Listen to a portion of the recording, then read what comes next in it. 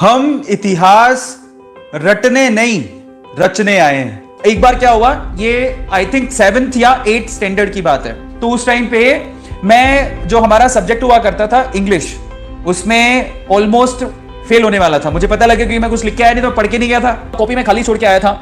और मुझे ये भी पता था कि अगर मैं फेल हो गया तो मेरे बापू से मेरे को पढ़ेंगे झूठे। सो मैं अपने टीचर के पास गया, जो मेरे इंग्लिश के टीचर था, उनके पास गया। मैंने कहा सर, छोटा सा था मैं, गुरुजी प्लीज आप मुझे बचा लो, मेरे पापा मारेंगे, तो आप मुझे ना थोड़े बहुत नंबर देके पास कर दो अंग्रेजी में, ऐसे करके मैंने बोला गुरुजी को। सो तब हमारे जो काजला गुरुजी थे, उन्होंने थोड़ी देर देखा मेरे को, उसकी कॉपी देखी, मेरी कॉपी तो एकदम सफा सट एकदम थी, गांधी जी की याद आ रही थी उनको। कुछ लिखा था ही नहीं, तो गांधी जी की याद आ रही है, मैं तेरे को सफाई के नंबर दूं तब भी 2 नंबर से ज्यादा नहीं दे सकता। तो उन्होंने मुझे क्या किया कि बोले कि ठीक है मैं देखता हूं। उन्होंने मुझे रवाना कर दिया।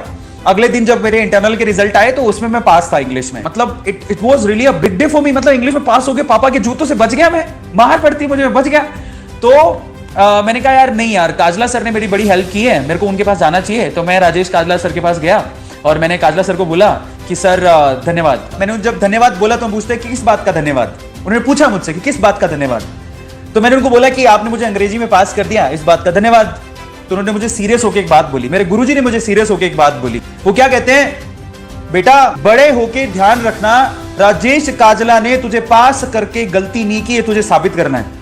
तो मैं छोटा सा था, मुझे समझ में नहीं आया कि सर इसका मतलब क्या है। मतलब बड़े होके ध्यान रखना कि आपने मुझे पास किया, कि वो गलती नहीं है। मुझे पूछा वापस से उनको, तो बच्चा था, मुझे समझ में नहीं आया। तब उन्होंने एक लाइन बोली, उन्होंने कहा बेटा याद रखना, कुछ लोग इतिहास रटने आते हैं स्कूल में और कुछ लोग इतिहास रचने आते हैं।